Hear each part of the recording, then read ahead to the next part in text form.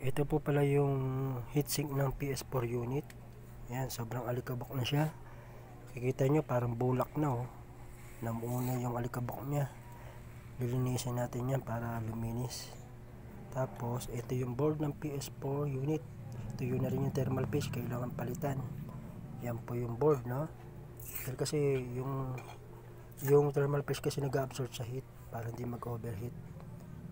Ayan yung likod niya. Lilinisin din natin. Tapos ayan, likabok talaga pati yung heatsink nya, no? Bakal ito naman yung pan nya, nasira yung pan nya, eh. Tapos ito yung takip sa board. Yung pan nya nasira na, eh, kasi ayaw na umikot. Kailangan natin palitan. Yun yung DVD ROM. Yung power supply, ito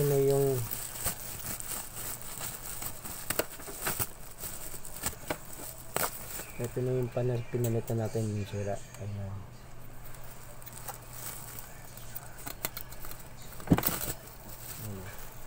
Kasi ito na yung PS4 unit.